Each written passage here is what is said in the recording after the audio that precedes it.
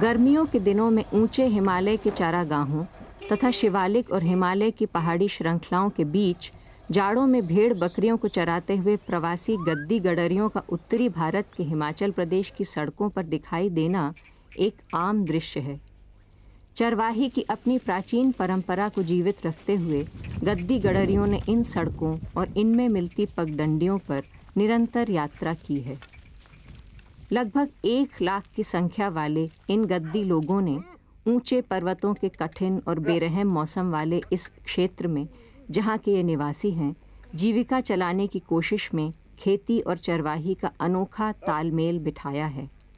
खेती केवल जीवन यापन के लिए ही की जाती है, इसलिए इनकी आमदनी का साधन केवल भेड़ बकरियों की चरवाही है। गद्दी चरवाही एक विशाल भौगोलिक भूभाग में फैले हुए संसाधनों के मौसमी उपयोग पर ही निर्भर करती है। मौसम के अनुसार इनका प्रवास 300 किलोमीटर से भी अधिक फैलाव के क्षेत्र में होता है।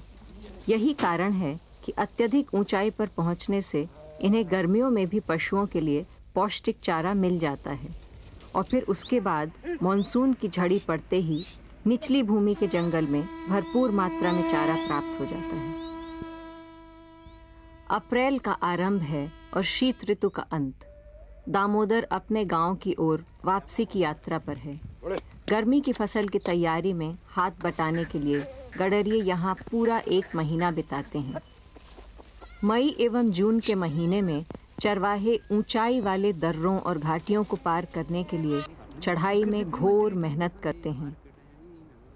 बस्ती और गांव से गर्मियों के चारागाहों की दूरी और एकांत उन्हें कई कठिनाइयों का सामना कराते हैं।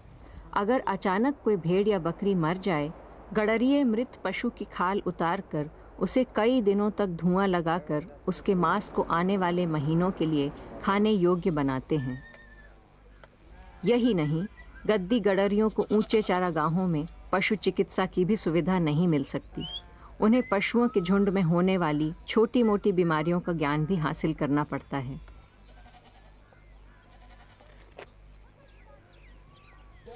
गडरिये अपने पशुओं की नमक की ज़रूरत पूरी करने के लिए अपने साथ पहाड़ी नमक भी ले जाते हैं। चरवाहे अपने खेमे के पास, जिन्हें डेरा भी कहते हैं, नमक पीसकर पत्थरों पर छिड़क देते हैं। नमक की यह मात्रा सप्ताह में केवल 1 ही बार दी जाती है और स्वाभाविक है कि पशुओं को इसकी प्रतीक्षा रहती है। इन चारागाहों का उपयोग करने वालों के बीच कभी भी संघर्ष नहीं होता, क्योंकि एक तो यह इतनी ऊंचाई पर होते हैं कि यह भूमि खेती लायक नहीं रहती, और दूसरे, वन विभाग के अधिकारियों की किसी भी गतिविधि के लिए यह अत्यधिक निर्जन और दूर है। 18वीं सदी के स्थानीय राजा ने गद्दियों को इन चारागाहों में पशु चराने का अधिकार दिया था। ये हमारी है, अपनी गांव की? हाँ, गांव की है। ये 2 गांव की, एक रियाड़ा गांव की है, एक शेरी गांव की है। इन दोनों गांव की है ये दार। ये ठड्डा ऊपर से यहाँ, ये पारे खुरी रूपा बोलते हैं, उससे पारे शिगवी वाला का, उससे और रियाड़े और शेरी वाला का है। ये तो पारे निगी का आया।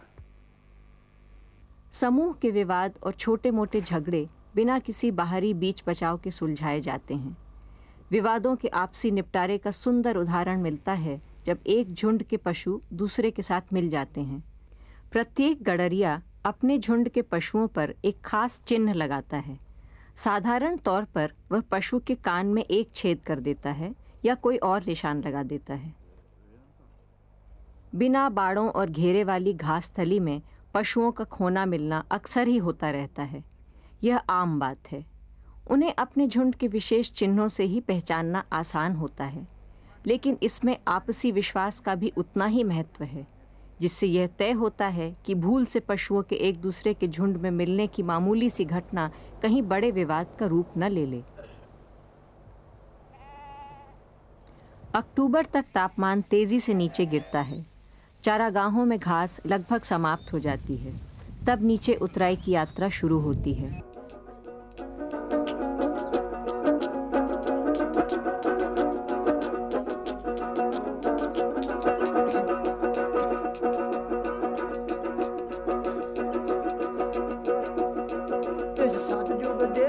कलयुग आया, सतयुग दे विधि कलयुग आया, ये नवा जमाना आई गया, बुरा जमाना आई गया, धरती सारी धर धर कर दी, कलयुग रंग बदलाई गया, धरती सारी धर धर जम दे, नवा जमाना आई गया। कई बार तो बहुत अनुभवी गडरिये भी पहाड़ों के मायावी मौसम को सही नहीं आंक पाते और नीचे की यात्रा समय पर शुरू नहीं करते। पिछले साल एक चरवाहा अपने 200 पशुओं के साथ अचानक ही आए बर्फीले तूफान की चपेट में आकर मर गया। ऐसी दुर्घटनाओं में मानव जीवन को तो कभी कभी ही नुकसान पहुंचता है, परंतु पशुधन की हानि नियमित बात है। लंबरदार 17 वर्ष का है और पिछले 8 सालों से वह अपने पिता के साथ चरवाही करता आ रहा है। उसके पास पिता द्वारा दिए गए 30 अपने पशु हैं और जाड़े की चारागाहों की ओर उसकी प्रथम अकेली यात्रा है। वह 15,000 फुट की ऊंचाई पर स्थित थामसर दर्रे को पार करने के बाद समपर्वतीय वन में कुछ सप्ताह के लिए रुकेगा। मंढेर गांव का एक गडरिया जोगिंदर अभी अभी थामसर दर्रे से अपनी भेड़ बकरियों के साथ उतरकर आया है। राजगुंदा में आज भेड़ बकरियों के बाल कतरने वाले लोग इकट्ठे हुए हैं।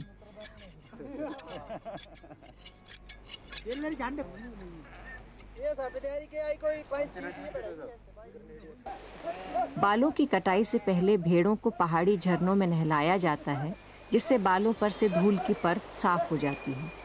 नहलाने से रोएं भी नरम हो जाते हैं और साफ मुंडन में सहायता मिलती है।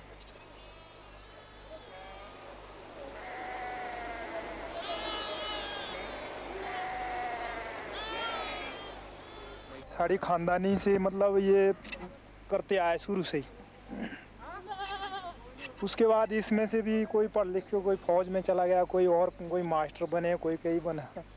लेकिन जिन्होंने ये धंधा सीख रखा है जैसे हमने सीखा हुआ है, तो हमने फौज में नौकरी किया 16 साल। उसके बाद बॉर्डर सिक्योरिटी फोर्स में किया 9 साल। लेकिन उसके आने के बाद फिर ये पुरानी यादें हमें याद दिलाती है। फिर हम लोग जो है इस ऊन के लिए आ जाते हैं, क्योंकि कभी कंबल कुंबल बना लेते हैं। तो इसके लिए ऊन जब मूल लेंगे तो बहुत महंगी है, क्योंकि 50 रुपये किलो बिकती है। तो इस वजह से यहाँ से मजदूरी से हमें मिल जाती है।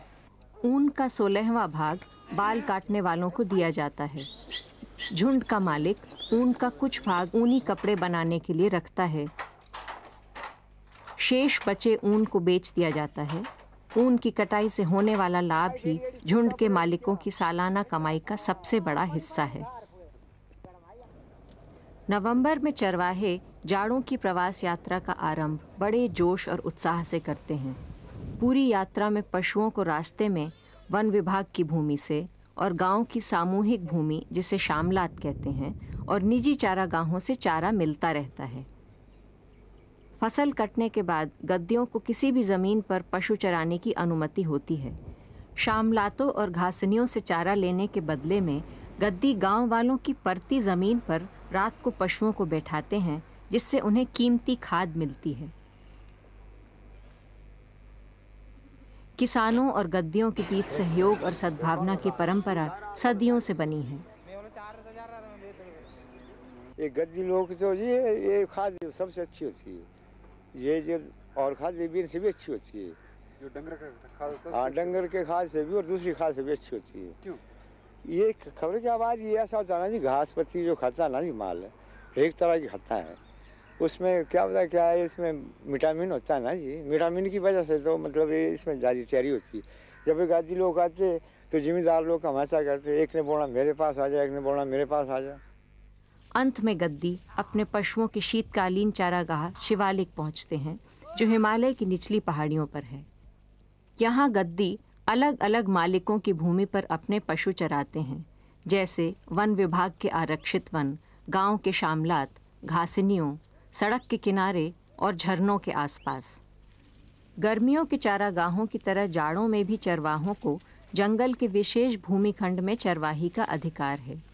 बार बार जाड़ों में आते रहने के कारण वहाँ के किसानों से उनके गहरे और मधुर संबंध हो गए हैं। मेरी 60 साल की उम्र हो गई, 40-45 साल मुझे इसको देखते हो गए। उससे पहले आते नहीं थे कि? उससे पहले भी आते थे, वह हमारे बुजुर्गों के टाइम से आते हो हमारा, कई दरपुस्त से लेकर इन चीज़ें मतलब यहाँ आना जाना जो है ना, इनके लिए जंगल मिले हुए हैं यहाँ। और ये अपने इसको अब छुआ के चला जाएगा, 6 महीने बाद फिर आ जाएगी वापसी हो। तो काफी नजदीक का रिश्ता होगा। हम हमारा भाई हुए जी। भाई तो माने? हाँ, धर्म भाई हुए हैं। कौन संतरम? हाँ। अच्छा अच्छा। हाँ। ये कब बने थे? ये इसका जो बाप था ना जी, वो हमारे बाप का धर्म का था और उसका धर्म भाई था। हाँ, धर्म भाई से। अच्छा, फिर उससे बाद जो हमारी वही वंशावली चली हुई है, वही अपना जो मतलब समाज की बात है और प्यार की बात है और रिश्तेदारी की, अभी तक वो ऐसी चली हुई है। ये तो हमारे पास रहता था, वहाँ जब छोटा बच्चा भी था ना, छोटे से हम तो बराबरी के थोड़ा थोड़ा फर्क था, तो हमारे घर में रहता था 2-4 महीने। संतराम हमारी माँ का दूध भी पिया उसने। अच्छा अच्छा। ऐसा नहीं है, एक मेरा भाई और एक उम्र के थे, तो ये हमारी माँ का दूध पिया उसने। इन गहरे संबंधों के बाद भी शीत ऋतु के लिए चारा प्राप्त करना एक समस्या बनती जा रही है। कृषि क्षेत्र का फैलाव गांव की सामान्य भूमि से लेकर सुरक्षित सरकारी जंगलों तक हो गया है। वन विभाग बीच में कुछ समय के लिए वनों में प्रवेश पर रोक लगा देता है, जिससे अवक्षीण भूमि पर पुनः वृक्षारोपण हो सके। कुछ एरिया बंद करना पड़ेगा और वहाँ प्लांटेशन जब तक इतनी थिक ना हो जाए और भेड़ और बकरी के नुकसान करने से ऊपर न चली जाए, उस वक्त तो ऐसे एरिया बंद कर देनी चाहिए। राष्ट्रीय वन नीति के अनुसार हिमाचल जैसे पर्वतीय राज्य में 66% क्षेत्र को वनों से ढका होना चाहिए, परंतु भूमि के अन्य उपयोग को देखते हुए हम केवल 50% क्षेत्र को ही वन के अधीन रख सकते हैं। और इस नीति को कार्य रूप देने के लिए सरकार ने वर्ष 2000 को लक्ष्य मानकर 50% क्षेत्र को वन का रूप दे देना है। जब वन नीति में 66% क्षेत्र को वनों से ढकने की बात की गई थी, तो मेरे विचार से वहां एक भूल हो गई। उन्हें शायद 66% वनस्पति आवरण की बात कहनी चाहिए थी, क्योंकि केवल जंगल ही भूमि संरक्षण, जल संतुलन और विभिन्न जीवों के संरक्षण का सबसे अच्छा आधार है। इस बात के पूर्वानुमान के पीछे मेरी समझ से कोई महान वैज्ञानिक तथ्य नहीं है। यह सच है कि हिमालय का एक पर्याप्त भूमि भाग ऊंचे पर्वतीय चारागाहों एवं घास से ढका है। साथ ही यह भी सच है कि यह भी उतने उर्वर हैं तथा वन संरक्षण में समान रूप से उपयोगी सिद्ध हो सकते हैं जितने कि वन। मेरे विचार से यह उस नीति की भूल थी। आज विश्व में और शायद भारत में भी पर्यावरण मूल्यांकन हो रहे हैं जो इस बात को सच साबित करते हैं और सुझाव भी देते हैं कि आपको संरक्षण या इसी प्रकार के आवश्यक कार्य करने हैं तो उसके लिए केवल वृक्षों के ही वन जरूरी नहीं है, आपको वनस्पति की बढ़ोतरी चाहिए, चाहे वे चारे वाली घास हो, झाड़ हो, झाड़ियां हो या पेड़ हो। अब यहाँ स्थिति यह है कि 50% भूमि को वनों से ढकने का सुझाव इसी अनुमान पर आधारित है कि यह भूमि और जल संरक्षण के लिए जरूरी है, परंतु साथ ही यहाँ एक दलील और दी जाती है कि भूमि और जल संसाधनों के संरक्षण के लिए पेड़ ही नहीं, वनस्पति के अन्य स्वरूप भी उतने ही प्रभावी हैं। इसलिए यह मामला कि गद्दी चरवाही वनों के पुनर्विकास में बाधक है या नहीं और इसी कारण वनस्पति आवरण क्षीण होता है, अभी भी विवादग्रस्त है।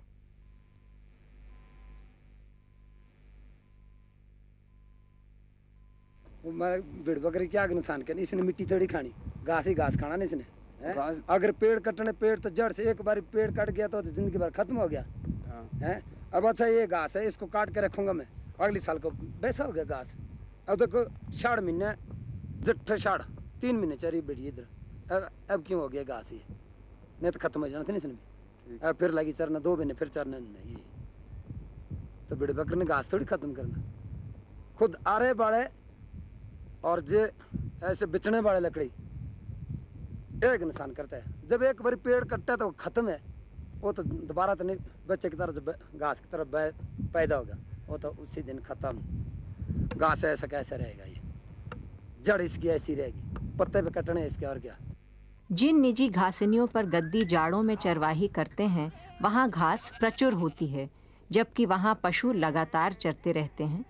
स्थानीय किसान भी अपने उपयोग के लिए घास की इन्हीं पट्टियों पर निर्भर करते हैं। यही घास वे अपने पशुशाला के पशुओं को भी खिलाते हैं।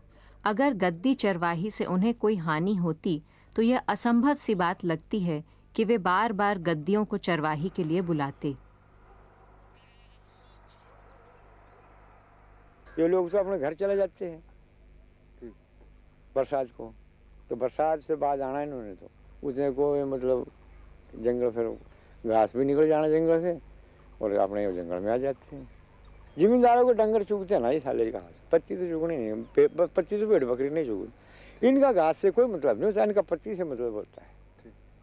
भेड़ बकरी के लिए जो होता है ना जी, तो पत्ती चुगने का मतलब होता है। वो जमीन में तो चरती नहीं हो, जमीन में तो डंगर ही चलता है ना जी। झाड़ वन भले ही शास्त्रीय रूप से उतने मूल्यवान नहीं होते हैं जितने कि सघन वृक्षों के वन होते हैं, परंतु कोठारी की दलील के अनुसार इनकी भूमि तथा जल संरक्षण की क्षमता वन विभाग द्वारा लगाए गए चीड़ वन के बराबर ही होती है।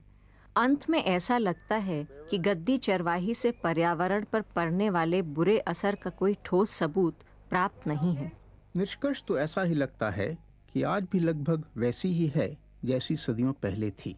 सत्य तो यह है कि जब मैं 19वीं सदी के अंत के लेखों और विवरणों को पढ़ रहा था तो मैंने पाया कि उस समय भी कुछ चरागाहों और वनों द्वारा ऐसी ही शिकायतें की गई थीं जैसे कि आजकल दोष लगाए जा रहे हैं।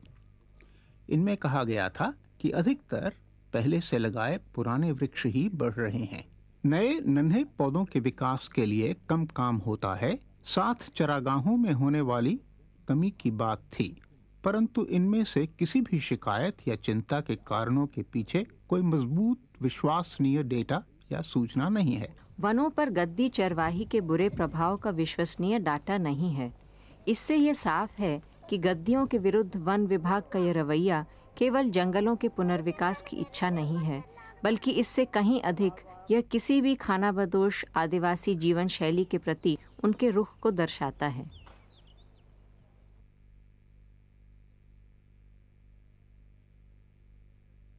कोई भी ब्रिटिश इन पंक्तियों के बीच छुपे गहरे अर्थ को समझ सकता है कि किसी भी प्रकार का अस्थायी जीवन जो प्रचलित सामाजिक जीवन धारा की चार दीवारी के बीच बंधा था, उसे विकास की ओर बढ़ने वाली अन्य जीवन शैली आज नहीं तो कल उसे पीछे छोड़ देगी, और ऐसा जितना जल्दी हो उतना ही अच्छा है, क्योंकि घुमंतू जीवन बिताने वाले लोग भूमि के ऊपर दुर्भाग्यपूर्ण बोझ थे, एक भयानक भार।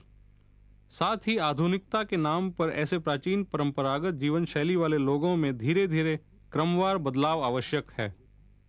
In view of the fact that the Himachal government is laying a very अब इस तथ्य को ध्यान में रखते हुए कि हिमाचल प्रदेश की सरकार सभी क्षेत्रों के विकास पर बल दे रही है, मुझे पूरा विश्वास है समाज के इस क्षेत्र के लोगों से इस संबंध में कुछ और बातचीत करने के बाद वे भी इसे समझेंगे, सरकार के भले उद्देश्य की सराहना करेंगे और जीवन की मुख्य धारा से मिलकर एक सामान्य जीवन बिताएंगे।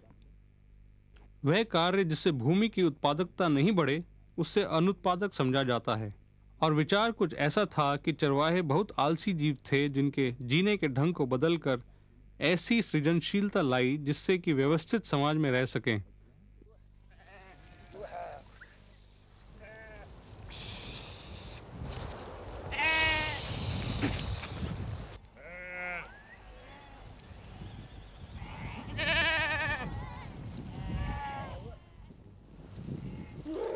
इस प्रकार विकास के क्रम को और विकसित होते हुए समाज को सुधारने के क्रम में समाज की उत्पादकता के आधार को विकसित करने के लिए प्रकृति पर नियंत्रण करना जरूरी था। प्रकृति का जो स्वरूप साधा नहीं गया हो, जो अनियंत्रित हो, वह तो आदिकालीन जीवन का मूर्त रूप है।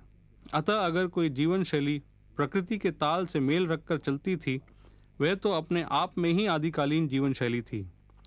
इसीलिए चरवाहे तथा वन में रहने वाले बांकों की वह जिंदगी जो प्रकृति के सुर ताल में बंधी थी, अपने आप ही आदिकालीन जीवन शैली की परिकल्पना थी, क्योंकि इस छंद और लय में कहीं भी प्रकृति पर मानव का नियंत्रण नहीं दिखाई देता था। मुझे लगता है इसका दूसरा कोई हल नहीं है, क्योंकि दूसरे देशों में पशुओं को खुले मैदानों एवं वनों में बाहर छोड़ देने की प्रथा एकदम अनजानी है। यह एक आदिकालीन विधि है जो यहाँ आज तक प्रचलित है। इसके पीछे एक सरल कारण और भी है। दूध देने वाले पशुओं की ऊर्जा शक्ति अगर एक स्थान से दूसरे स्थान तक घूमने में नष्ट करेंगे तो उनकी उत्पादकता प्रभावित होगी। इसलिए हम लोगों को पशुशालाओं में पशुओं को चारा खिलाने वाली व्यवस्था का अभ्यास करना होगा। वन विभाग के अधिकारियों और समाज के रवैये का गद्दी लोगों की युवा पीढ़ी पर गहरा असर पड़ा है। वे परंपरागत चरवाही छोड़कर जीविका के अन्य साधनों को अपनाते जा रहे हैं। सोचने के क्या पता कोई है नट से कोई है नट से माल एक अपने घर से सरदा जनाना ये नट चलता ड्राइवरी सीखना होता इतने तमा खाना भी जो बड़ा भाई नौ थेला आज आज भूखे लग रहा मरना आज आज देख ना माला भी चपालना पे यही विजय मारा ये काम है 24 घंटे जंगल में फिरना रहना बावल ये भी ड्राइवरी सीखने ना था कोठी बांध जाते समय रहना फिरता ड्राइविंग इसके लिए क्यों ऐसे ही भेड़ बकरी ठीक नहीं क्योंकि भेड़े बकरी का आजकल जमाना नहीं है। क्यों इस पे पैसा नहीं बनता? पैसा तो बनता लेकिन हम बहुत से तंगी है ना इसमें। क्या तंगी? बहुत से कहीं डाकू पड़ जाते हैं, कहीं बारिश में बुरा हाल हो जाता है। आजकल जमाना नहीं है भेड़े बकरी का चारा है। परंतु कई गडरिये इससे सहमत नहीं हैं और अब भी अपने काम को मूल्यवान मानते हैं। कोई कहता है कि हमने ड्राइवरी करनी है, माल नहीं चारना है, तब उनका एक तो मैं समझता हूँ कि उनको इंटरेस्ट कम है माल के बारे में। वो घूमना चाहते हैं ऐसे कि शौक से, मतलब ऐसे रहेंगे हम स्टैंडर्ड से रहेंगे या कुछ अपने विचार उनके और हैं। और माल से कोई नुकसान तो नहीं है। और माल एक प्रॉब्लम जरूर है जिसके पास 80-100 माल है और आदमी वो 1-2 है, जंगल उनके पास नहीं है, किसी और के साथ जाना है तो दूसरे के मतलब हुकूमत के नीचे जाना पड़ता है उनको। उससे फिर कहीं जो उनकी ठीक नहीं लगती है कि मतलब उनकी पाबंदी में रहना पड़ता है, उनको दबाव में रहना पड़ता मान लो। तो इसलिए थोड़ी सी प्रॉब्लम हो जाती है आदमी को, क्योंकि यार अपना जंगल नहीं है, थोड़ा सा माल है, साले को बेचो या कुछ और धंधा कर लेते हैं।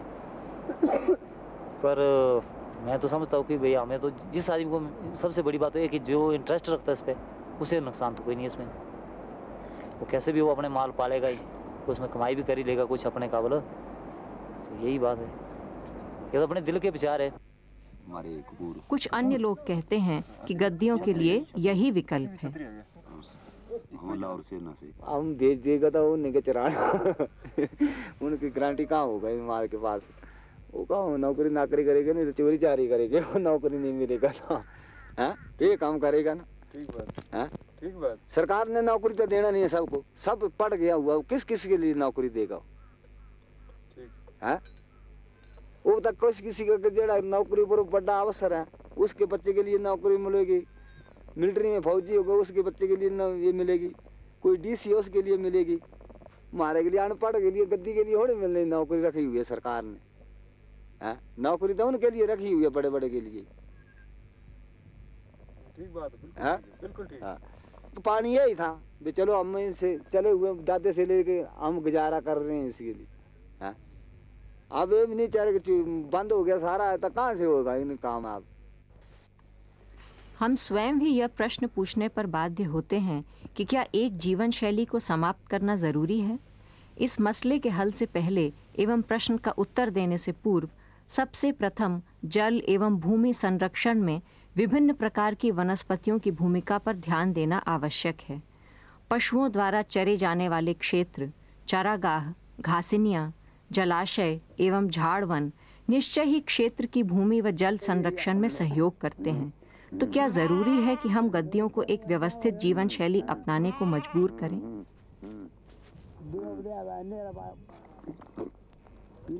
इस मान्यता ने कि परंपरागत कमाई के तरीके असंवहनीय हैं या वह लोगों का जीवन भार संभाल नहीं पाती, इस विचार ने कई राज्य सरकारों को इस प्रकार उकसाया है कि वह बड़ी जोरों के साथ परंपरागत विधियों को बदलने में लगी है। इसके उदाहरण देश भर में मिलते हैं। उत्तरी पूर्वी राज्यों और मध्य प्रदेश के झूम खेती वाले आदिवासी खानाबदोशों को स्थायी व्यवस्थित जीवन बिताने पर मजबूर किया गया। इसका नतीजा अधिकतर बहुत घातक हुआ। वह पर्यावरण व्यवस्था जिसमें उन्हें बसाया गया, ऐसी स्थायी खेती का भार सहन नहीं कर पाई। पर्यावरण संतुलन बनाए रखने के लिए वे झूम खेती करते आ रहे थे। संवहनीय प्रकार की आजीविका का परिणाम असंवहनीय हो गया।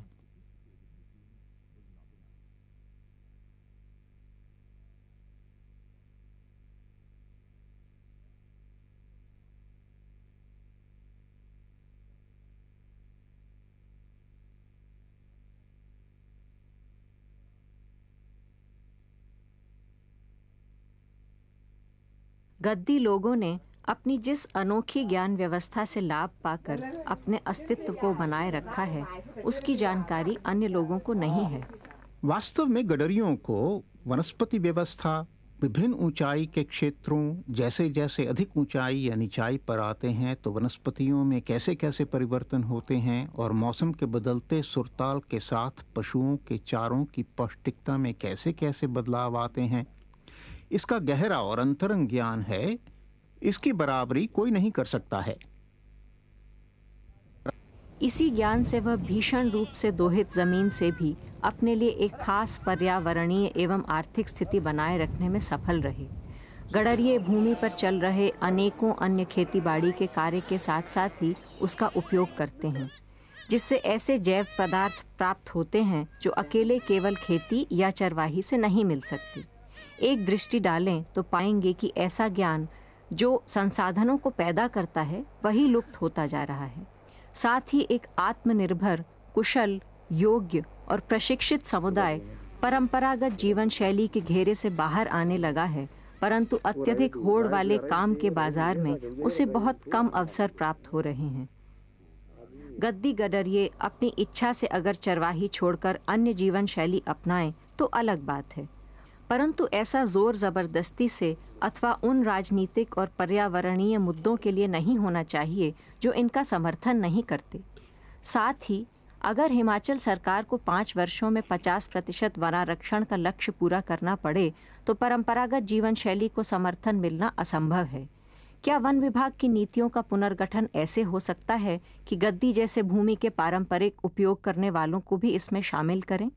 इस विषय पर शोध द्वारा हम जानना चाहेंगे कि क्या सच ही गद्दी चरवाही से भूमि का अवमूल्यन होता है, या हम बिना सोचे समझे ही यह मान लेंगे कि आदिकालीन चरवाही प्रथा को वैज्ञानिक वानिकी के आदेश पर जगह खाली करनी पड़ेगी और यह भी देश की तथाकथित भलाई के नाम पर एक अत्यंत छोटे समुदाय को बलि चढ़ना चाहिए, और वह भी तब जबकि आज के तीव्र गति तकनीकी युग में हमारे लिए इन पारंपरिक समुदायों से सीखने के लिए कुछ भी नहीं है, जो इन ज़मीनों की व्यवस्था तब से करते आ रहे हैं जब वैज्ञानिक वानिकी की बात करने वालों का दूर दूर तक कोई पता नहीं था, जो आज इन्हें विस्थापित करने की बात करते हैं।